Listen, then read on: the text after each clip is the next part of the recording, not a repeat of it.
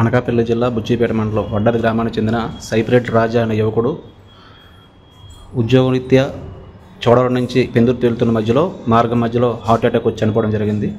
వారి యొక్క తండ్రి యొక్క ఆదేశాల మేరకు ఎల్వి ప్రసాద్ హాస్పిటల్ మరియు సాయి హెల్పింగ్ ఆర్ట్స్ వారి సహకారంతో వారి యొక్క కళ్ళుని నలుగురికి ఉపయోగపడాలనే ఉద్దేశంతో దానం చేయడం జరుగుతుంది. ఈ యొక్క మంచి కార్యక్రమానికి వాళ్ళ తల్లిదండ్రులు ఒప్పుకొని వాళ్ళు సహకరించినందుకు ఈ సమాజానికి నలుగురికి ఉపయోగపడేలాగా దానం చేయడానికి తన కళ్ళు ఉపయోగపడదనే ఉద్దేశం మీద దానం చేయడం జరుగుతుంది. వారికి ప్రగాఢ సానుభూతి తెలియపరుస్తూ రాజానియ ఒక అమ్మ హెల్పింగ్ ఆర్ట్స్ టీంలో ఒక టీం మెంబర్గా ఉంటూ ఒక ఎన్జిఓగా ఎంతోమందికి సర్వీస్ అందించడం జరిగింది.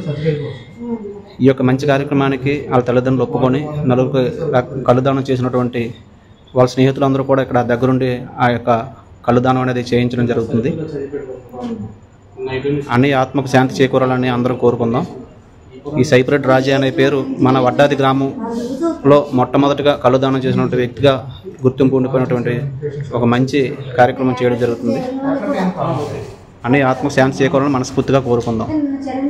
వీడియో నచ్చితే లైక్ చేయండి, షేర్ చేయండి, ఛానల్ని సబ్స్క్రైబ్ చేసుకోండి. Thanks for watching.